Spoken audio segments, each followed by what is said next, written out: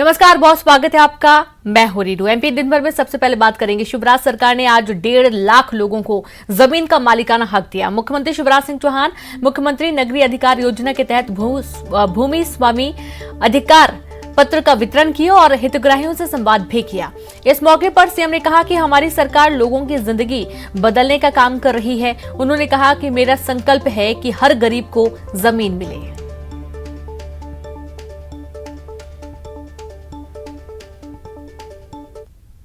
आपकी तकलीफ दूर करने के लिए हमने योजना बनाई, मुख्यमंत्री नगरीय भू अधिकार योजना। और इस योजना में हमने तय किया कि कई वर्षों से जिनका कब्जा है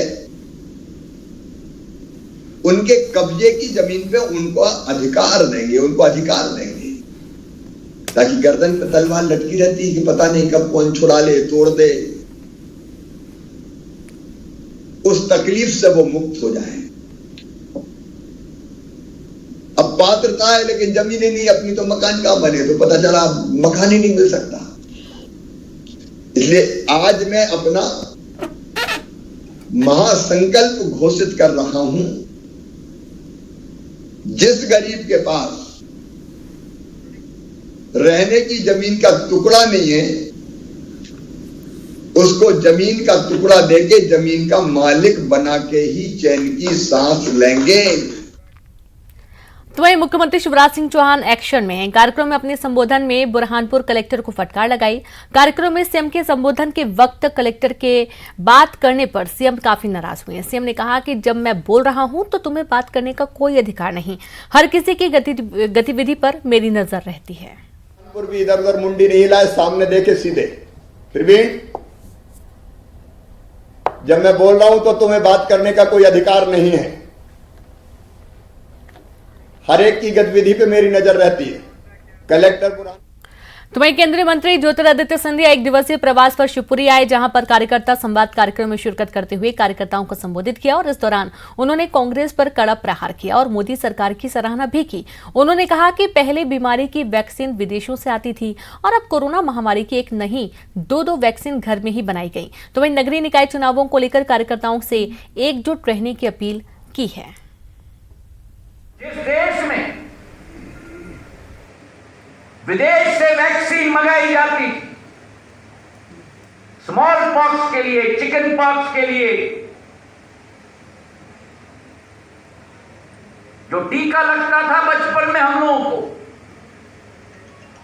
विदेश से मंगाया जाता था। 10 साल बाद भारत को वैक्सीन मिलती थी, जब अमेरिका और यूरोप वाले देशों में वैक्सीन तैनात होती थी।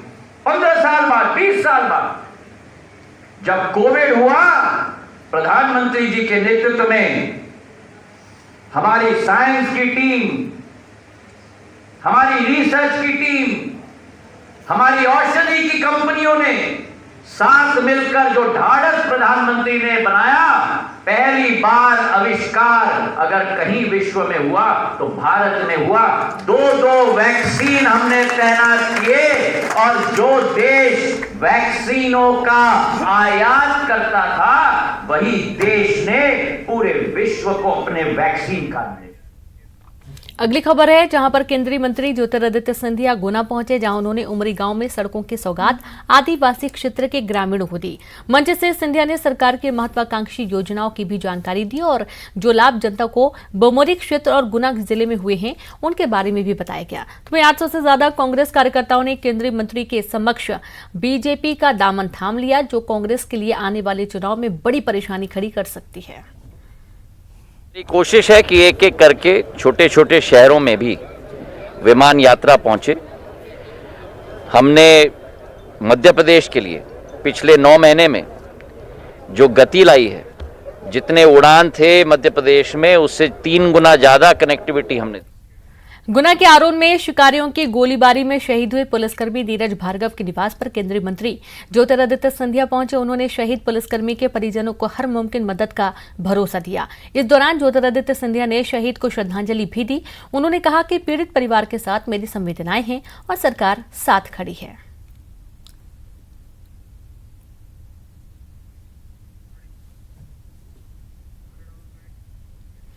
तो वहीं एमपी में कांग्रेस अब कवि सम्मेलन के जरिए माहौल बनाएगी। कांग्रेस के इस कवि सम्मेलन का आयोजन मध्य प्रदेश सहित संस्कृति समिति के बैनर तले होगा। ये कवि सम्मेलन 20 मई को भोपाल और 21 मई को होशंगाबाद में होगा। कवि संपत सरल समेत कई कवि कविता पाठ करेंगे और इस कवि सम्मेलन में प्रदेश कांग्रेस अध्यक्ष कमलनाथ भी शामिल होंगे। कांग्रेस पार्टी ने निर्णय किया है और एक मध्य प्रदेश साहित्य एवं संस्कृति समिति का निर्माण किया है। ये हर जिले के अंदर कार्यक्रम कराएगी और पहले राउंड में 20 तारीख को भोपाल में और 21 मई को होशंगाबाद में कवि सम्मेलन। यही टीम होशंगाबाद जाने वाली है। देखिए, जो करना है वो करें, शून्य में शून्य से गुणा करें, शून्य ही आता है, शून्य में शून्य जोड़ें, शून्य ही आता है। ये कविता जरूर पढ़वा लें, क्योंकि जो भी इनके नेता हैं वो कितना भी चमनप्राश खाएं, कुछ नहीं होने वाला। शून्य का ही कुल मिलाकर परिणाम आने वाला है। तो बैतूल में घोड़ा डोंगरी विधानसभा क्षेत्र के कांग्रेस विधायक ब्रह्मा भलावी ने अधिकारियों को लेकर विवादित बयान दे दिया। कांग्रेस विधायक ब्रह्मा भलावी ने अधिकारियों को कुत्ता कह दिया। दरअसल 2 दिन पहले घोड़ा डोंगरी में कांग्रेस विधायक ब्रह्मा भलावी के प्रतिनिधि मिथुन विश्वास के साथ लखीमपुर गांव में कुछ ग्रामीणों ने मारपीट की थी। मिथुन विश्वास ने गांव में बन रहे तालाब में भ्रष्टाचार और घटिया निर्माण की शिकायत की थी और जिसके बाद अधिकारियों का एक दल मौके पर जांच करने पहुंचा और इस दौरान कुछ ग्रामीणों और विधायक प्रतिनिधि के बीच कहासुनी हो गई और ग्रामीणों ने उसके साथ मारपीट कर उसके कपड़े फाड़ दिए। घटना का विरोध हुआ। विधायक ब्रह्मा भलावी अनिश्चितकालीन धरने पर बैठे और इसी दौरान ये बयान दिया गया। आज धारणा पर इसलिए बैठे हैं कि हमारा जो विधायक प्रतिनिधि चोपना मिथुन विश्वास को बीजेपी के कुछ दलालों ने पीट पाट दिया है, महिलाओं को बहला फुसला के, और आरोप लगाए हैं कि छेड़ाछाड़ी का। और तालाब का निर्माण कार्य चल रहा है, उसमें घटिया निर्माण कार्य, काली मिट्टी लगना था उसके नींव पे, इनने सब मोरम डलवा के और पत्थर गोटा डला के।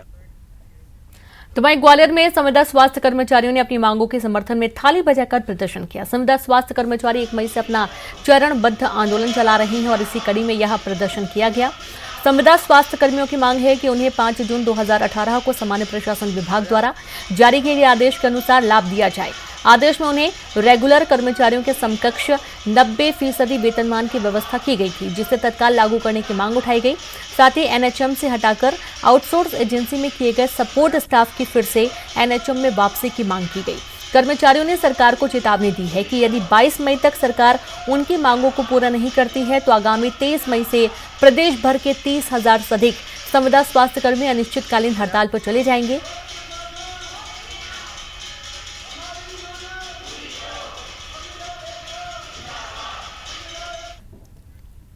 भीषण गर्मी के बीच श्योपुर के दूर दराज वाले इलाकों के कई गांवों में पानी की किल्लत हो गई है और हालात ये हैं कि वाटर लेवल काफी नीचे चला गया। हैंडपंप और ट्यूबवेल से भी पानी नहीं आ रहा है। ग्रामीणों को प्यास बुझाने के लिए पहाड़ों के नीचे और ट्यूबवेल से पानी लाना पड़ रहा है। जिला मुख्यालय से 80 किलोमीटर दूर जंगल के बीचों बीच बसे खूटका, धौरेरा, पतालगढ़, करियादेह सहित कई गांवों में पानी की समस्या है। नौबत यह है कि गिरधरपुर नैरोगेज ट्रेन के रेलवे स्टेशन पर मौजूद हैंडपंप से ग्रामीणों को पीने के लिए पानी लाना पड़ रहा है। कई बार तो ग्रामीणों को गड्ढे से भी पानी निकालना पड़ रहा है। ग्रामीणों का कहना है कि 6 महीने से ट्रांसफार्मर खराब है, नल जल योजना का मोटर बंद पड़ा है, लेकिन कोई सुनवाई नहीं हो रही। उधर कलेक्टर का दावा है कि जहां भी इस तरह की समस्या आ रही है वहां टीम भेजकर समस्या का समाधान किया जा रहा है।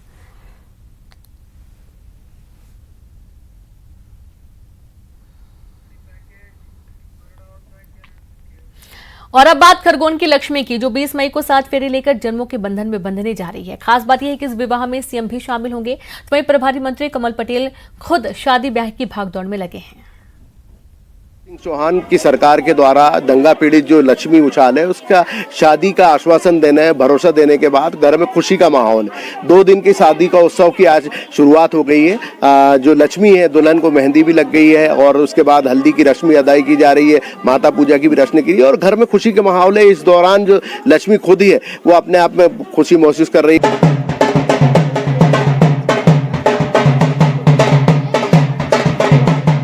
रामनवमी के दिन खरगोन में हुई घटना उन लोगों के जहन से मिटाए नहीं मिटती जो खुद उसके पीड़ित हैं। किसी का घर जल गया तो किसी के भविष्य के सपने तक राख कर दिए गए थे। इन्हीं में से एक थी लक्ष्मी, जिसकी शादी का सारा सामान लूट लिया गया था और 14 अप्रैल को होने वाला विवाह घर वालों को मजबूरन निरस्त करना पड़ा था। जब सीएम को ये पता चला तो ना केवल उन्होंने वीडियो कॉन्फ्रेंसिंग से लक्ष्मी और उसके भाई से बात की, बल्कि शादी भी धूमधाम से कराने का भरोसा दिया। और अब देखिए, घर आंगन एक बार फिर से खुशियों से भर गया है और जिले के प्रभारी मंत्री खुद शादी की भागदौड़ में लगे हुए हैं और घर में नाच गाने के बीच शादी की धूम है। लक्ष्मी कहती हैं कि मामा ने अपनी भांजी की चिंता दूर कर दी। 10 अप्रैल को माहौल खराब होने के कारण दंगाइयों ने मतलब घर में लूटपाट करी। मेरी शादी का दहेज ले जाने के बाद में प्रभारी मंत्री और मुख्यमंत्री ने मेरी शादी का पूरा जिम्मेदारी ली और बखूबी वो जिम्मेदारी निभा रहे हैं वो। अच्छा। कैसा लग रहा है जैसे मामा ने जो भी किया है और वो मतलब पूरा कर रहे हैं और खुशी इस बात की कि वो मेरी शादी में मतलब आ रहे हैं और मुझे आशीर्वाद दे रहे हैं। अच्छा। नहीं तो कितनी खुशी है, कैसा लग रहा पहले से तो बहुत ज्यादा खुश हूँ मैं। ऐसा मतलब सौभाग्य मतलब मैं अपने आप को समझ रही हूँ कि वो मेरी शादी में आ रहे हैं। बचपन में ही अपने माता पिता को गवा देने वाली लक्ष्मी की शादी की तैयारी भाइयों ने की थी, लेकिन दंगे में सब खत्म हो गया। परिवार परेशान था कि अब सब कैसे होगा। तभी सीएम की तरफ से भरोसा आया कि सरकार आपके साथ है। लक्ष्मी के भाई सतीश कहते हैं कि मंत्री और मुख्यमंत्री उनके बड़े भाई और पिता समान हैं। खुशी तो रहेगी कि मेरी बहन की शादी में वो आ रहे हैं। आज मेरे कंधे से कंधा मिला के खड़े रहेंगे तो आज मेरे तो भाई के बराबर हो गए, मेरे पिताजी के समान हो गए वो तो मेरे को तो ज़्यादा खुशी मिलेगी ना। पहले मतलब चिंता थी बहुत। अब चिंता तो बहुत थी, जिस दिन ऐसा हुआ उसके बाद तो चिंता मेरी बढ़ गई थी। उसके बाद में आने का उन्होंने आश्वासन दिया, आने का सब तैयारी होने लगी, मेरी चिंता से मुक्त हो गया मैं तो। आज लक्ष्मी का जो शादी का 2 दिन का उत्सव है उसकी शुरुआत हो गई है। हल्दी लग चुकी है, मेहंदी लग चुकी है और कल जो है लक्ष्मी के घर शहनाई बजेगी। आज बैंड बाजे की धुन पे लक्ष्मी और लक्ष्मी के भाई सहित पूरा परिजन जमकर झूमे और जम के नाचे और शादी की खुशियाँ इस जो दंगा प्रभावित जो ये मुख्य इलाका है उसमें जमकर खुशियाँ मनाई गई। आशुतोष पुरोहित, न्यूज़ 18 खरगोन। और खबर देवास से है, जहां पर रेप के बाद मर्डर के गुनहगार को कोर्ट ने फांसी की सजा सुनाई है। खातेगांव में 7 नवंबर 2021 आरोपी ने नाबालिग के साथ पहले रेप किया, फिर उसकी हत्या कर साक्ष्य को छुपाने के लिए शव को सीमेंट की बोरी में रख दिया था, जिसके बाद पुलिस ने आरोपी को गिरफ्तार कर लिया और आज कोर्ट ने इस मामले में गुनहगार को फांसी की सजा सुनाई है। खातेगांव में 7 नवंबर को एक नाबालिग बालिका के साथ आरोपी गोलू उर्फ नरेंद्र के द्वारा उसका रेप करके उसका मर्डर कर दिया गया था, जिसमें हमने पूरी अच्छा साक्ष्य जुटाकर और माननीय एडीजे न्यायालय खातेगांव में चालान पेश किया था और पूरी प्रकरण को चिन्हित बनाकर एसपी डॉक्टर शिवदयाल सिंह और अभियोजन अधिकारियों के द्वारा प्रकरण की पूरी मॉनिटरिंग की जा रही थी और जिसमें आज न्यायालय के द्वारा फांसी की सजा सुनाई गई है और ये कठोर सजा पूरे खातेगांव पुलिस की कठिन परिश्रम और उनके समर्पण का परिणाम। तो उज्जैन के कोट मोहल्ले में अचानक घर में रखा गैस सिलेंडर विस्फोट हो गया। विस्फोट होने के कारण 4 से 5 लोग घायल हो गए। विस्फोट इतना जोरदार था कि घर के आगे बनी दुकान की दीवार तोड़कर सिलेंडर आर पार हो गया, जिसके कारण दुकानों में भी नुकसान हुआ है। फिलहाल विस्फोट किस वजह से हुआ इसका पता नहीं चल पाया है। हमारी दुकान में जो आखिरी दीवार है उसके पीछे उनका कोई कमरा था, वहाँ पर कुछ टंकियाँ गैस की रखी हुई थी, जो पहले तो आग लगी, बाद में एक के बाद एक 2 ब्लास्ट हुए। मेरे पास फ़ोन आया तो मालूम हुआ कि जो अंदर वाली दीवार थी सबसे कॉर्नर वाली, उसकी दीवार के जो टुकड़े हैं वो यहाँ सड़क पर आए हैं। अच्छी खासी दूरी है और कई लोगों के इसमें चोटें आई हैं। हमारे छोटे भाई की भी गर्दन में लगी, हाथ पैरों में लगी, एक और पास में जो भाई हैं उनके लगी, हमारे जो गुड्डू भाई किराएदार हैं टायर वाले उनके बच्चे को लगी। इस तरह 4-5 लोगों को लगी। और अगली खबर, इंदौर पुलिस ने 1 साल पहले हुई हत्या की गुत्थी सुलझा ली है। दरअसल बेटमा थाना इलाके में 1 साल पहले एक नरकंकाल मिला था और इस पूरे मामले में पुलिस लगातार जांच करने में जुटी हुई थी। इसी दौरान पुलिस को पिछले दिनों डीएनए रिपोर्ट मिली और उसके बाद इस पूरे मामले का खुलासा हुआ। मामले में पुलिस ने हत्या का केस दर्ज कर लिया है। पुलिस ने डीएनए के आधार पर हत्या की वारदात को अंजाम देने वाले आरोपियों को गिरफ्तार कर लिया। तो वही आरोपियों ने कबूल किया है कि शराब को लेकर विवाद हुआ था और उसके बाद उन्होंने हत्या कर दी थी।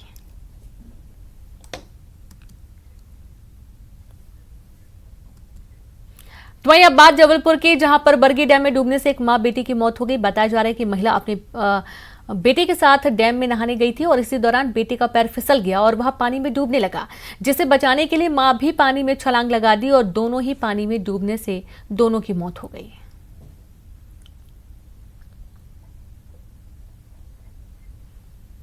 जबलपुर के भटौली नर्मदा पुल से नदी में छलांग लगाने वाले इंजीनियर का शव भटौली घाट के पास मिला है। बीते 24 घंटे से पुलिस और एसडीआरएफ की टीम इंजीनियर सौरभ अग्रवाल की तलाश में जुटी है।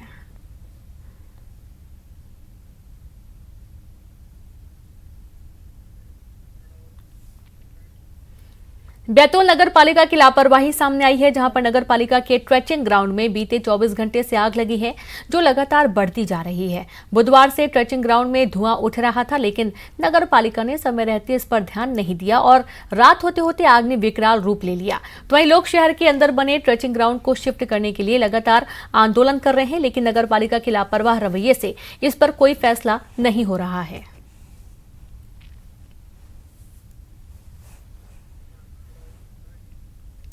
रतलाम रेलवे स्टेशन पर तैनात एक पुलिसकर्मी की मुस्तैदी ने एक बच्ची को हादसे का शिकार होने से बचा लिया।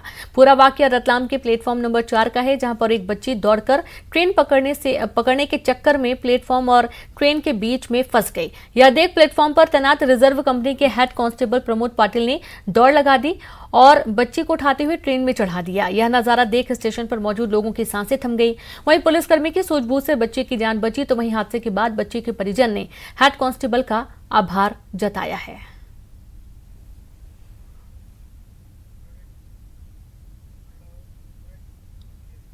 अगली खबर, पानी की किल्लत से जूझ रहे भोपाल में पानी की बर्बादी का वीडियो सोशल मीडिया पर वायरल हो रहा है, जहां पर 100 फीट ऊंचा पानी का फव्वारा उठ रहा है और पानी सड़कों पर बर्बाद हो रहा है। वायरल वीडियो कुलार इलाके का बताया जा रहा है। हालांकि वायरल वीडियो की पुष्टि न्यूज़ 18 नहीं करता है।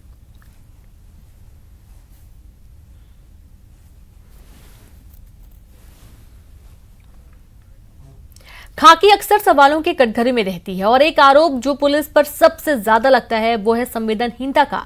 लेकिन इंदौर से एक शानदार तस्वीर सामने आई, जिसने बता दिया है कि एक पुलिस वाला भी आम इंसान की ही तरह संवेदनशील हो सकता है। जहां ट्रैफिक पुलिसकर्मी रंजीत सिंह ने ड्यूटी के दौरान मानवीय फर्ज निभाया। दरअसल सिग्नल बंद होने की वजह से 2 मासूम बच्चों को सड़क पर रुकना पड़ा। बच्चों के पैरों में चप्पल नहीं था। गर्मी की वजह से मासूम बच्चों के पैर जल रहे थे। तभी यातायात पुलिस ने बच्चों को अपने पैरों पर खड़ा करवाया और सिग्नल चालू हुआ तो बच्चों को सड़क पार करवाया गया और उन्हें चप्पल भी दिलवाई गई। तो वहीं डांसिंग कॉप रंजीत सिंह वैसे ही अपने अनोखे अंदाज में ड्यूटी करने के लिए चर्चा में रहते हैं। अब मासूम बच्चों की मदद के फोटो भी सोशल मीडिया पर खूब वायरल हो रहे हैं।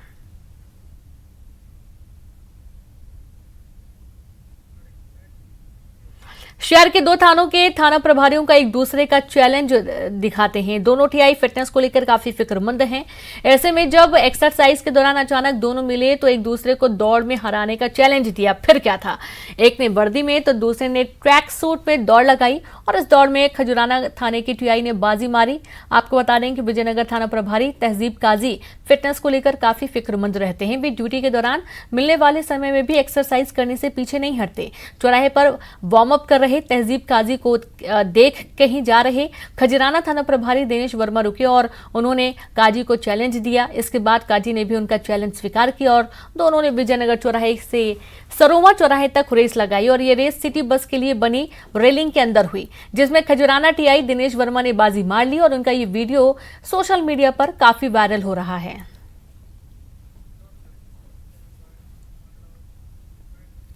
और इसी के साथ इस बुलेटिन में इतना ही। नमस्कार।